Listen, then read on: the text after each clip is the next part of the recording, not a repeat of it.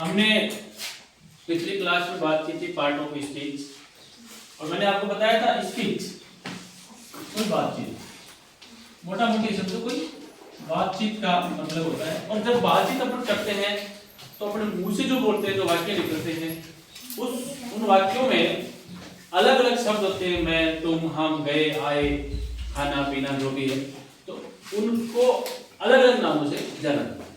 अब अपन बात कर लेते हैं। यहाँ पर पार्ट ऑफ स्पीच है, इसमें मैंने आपको बताया था कि ये अंग्रेजी की ग्रामर के हिसाब से 8 प्रकार के होते हैं और अब एक नवा प्रकार और जोड़ दिया गया है जिसे हम इंटरजेक्शन बोलते हैं। मैंने आपको पिछली क्लास में लिखाया था ना, जैसे नाउन, प्रोनाउन, और काली काली आ रही है,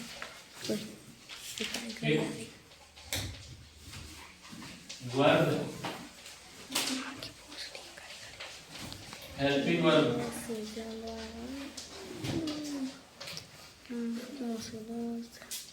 एडवर्ब, एडजेक्टिव,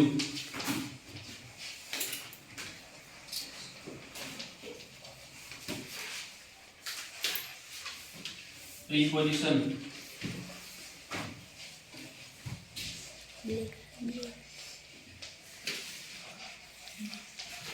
कंजक्शन,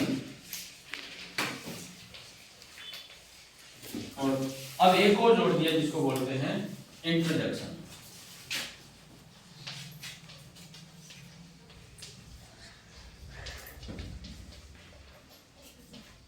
ये 9 प्रकार के पार्ट ऑफ स्पीच होते हैं। नाउन को अपन समझें तो सीधी सीधी बात है, नाउन एक कर्ता के रूप में, एक कर्म के रूप में, एक सब्जेक्ट के रूप में और एक ऑब्जेक्ट के रूप में काम आता है। इसको आगे पढ़ेंगे।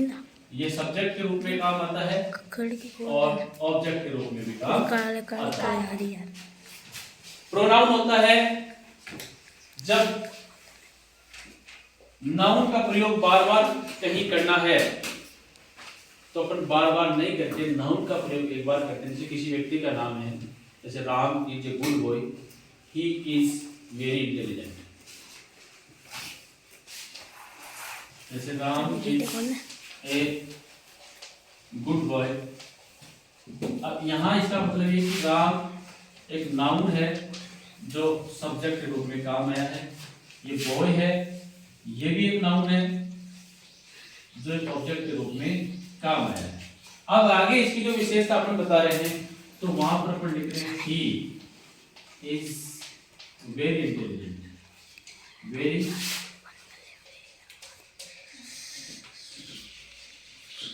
Intelligent in class. समझ रहे हो? अब इस राम को बार बार अपन राम का नाम नहीं लिख सकते, इसके लिए इसके स्थान पर इसका पीआर, पब्लिक रिलेशन ऑफिसर, ये पीआर है इसका, अर्थात ये इसकी पूरा काम करेगा। तो ये ही है, वो राम का प्रोनाउन है। क्या है? राम का प्रोनाउन। वर्ब आप जानते हो, वर्ब से सीधा सीधा मतलब है कि किसी क्रिया को करना, क्रिया को करना। जैसे ईट, स्लीप, गो, कम, फ्लाई, ये जितनी भी क्रियाएं करते हैं उसे उनका वर्ब। ये संख्या होती है, ये सर्वनाम होता है जो संज्ञा के स्थान पर काम आता है। तो समझेंगे अपन। जो हेल्पिंग वर्ब होती है उसका मतलब होता है सहायक क्रिया। ये हमें समय के बारे में बताती है और टेंस के बारे में बताती है कि क्यों चले। एडवर्ब होती है क्रिया विशेषण, क्रिया विशेषण। ये क्रिया की विशेषता बताता है। इसकी क्रिया की विशेषता, आपको क्रिया की विशेषता कैसे बताता है? तो जैसे दौड़ रहा है ना, राम दौड़ रहा है और राम बहुत तेज दौड़ रहा है। तो जो तेज दौड़ रहा है ना, तेज, फास्ट, वो क्या है? वो क्रिया विशेषण। दौड़ने की एक विशेषता और बताती है। तेज दौड़ रहा है, धीरे दौड़ रहा है उसको विशेषता होती है। एडजेक्टिव होता है विशेषण, और विशेषण किसकी विशेषता बताता है? विशेषण हमेशा नाउन की विशेषता बताता है या ऑब्जेक्ट की विशेषता बता सकता है। नाउन की है, जैसे राम बहुत अच्छा लड़का है ना, राम बहुत अच्छा लड़का है, पर राम लड़का है पर कैसा है बहुत, तो वो क्या है? विशेषण है, एडजेक्टिव। प्रीपोजिशन होती है, वो एक आर्टिकल का काम भी करती है, आर्टिकल के रूप में प्रीपोजिशन लगा सकते हैं अपन, तो प्रीपोजिशन अपने आप में है। ये क्या है? वाक्य को जोड़ने और वाक्य के बीच में संबंध बनाती है, वाक्य को जोड़ने के लिए और वाक्य का पूर्ण अर्थ देने के लिए उनके बीच में आपस में सामंजस्य और संबंध बनाती है।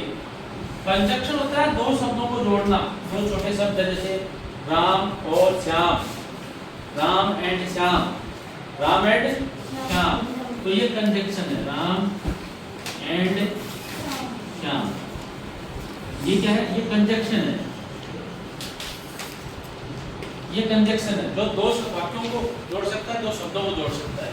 और इंटरजेक्शन होता है, वो होता है अचानक किसी चीज की खुशी होना, अचानक किसी चीज का दुख होना, अचानक किसी दर्द का आना, अचानक कोई कार्य का होना।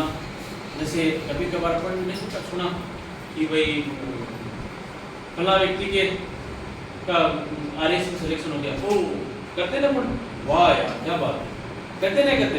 इसी प्रकार से मान लो कोई डेथ हो जाती है, एक्सीडेंट हो जाता है, अरे भाई आज तो फला जगह पे एक्सीडेंट में कितने लोग मर गए हैं, हे गॉड, ऐसे बोलते नहीं बोलते। तो इंटरजेक्शन का मतलब होता है अचानक कोई क्रियाएं होना, और जिसका हमें आवाज होने के बाद में हमारे अंदर से जो क्रिया निकलती है इंटरजेक्शन में, जिसमें ओ आता है, सोरी आता है, शोर आता है, ये सब चीज आती है। अब आज अपन पढ़ेंगे, ये तो आपने देख लिया। अब आज अपन पार्ट ऑफ स्पीच में जो पहला है वो नाउन, नाउन के बारे में पढ़ेंगे। इसको मैं बिटा रहा हूँ, नाउन के बारे में आपको मैं समझाऊँ। नाउन क्या है, नाउन से आप क्या समझते हो?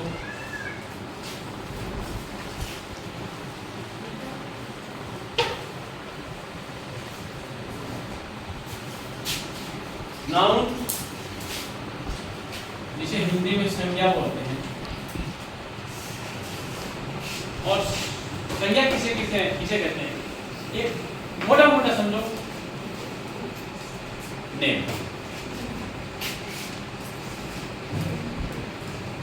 ये नाम है ना, वो किसी भी चीज का हो सकता है, वो क्या है? संज्ञा। और नाम में किसी लड़के का नाम हो सकता है, किसी लड़की का नाम हो सकता है, किसी स्थान का नाम हो सकता है, जैसे बॉयज हो गया, गर्ल हो गया, मैन, वुमेन, जिसका इंडिविजुअल नाम हो तो ठीक है।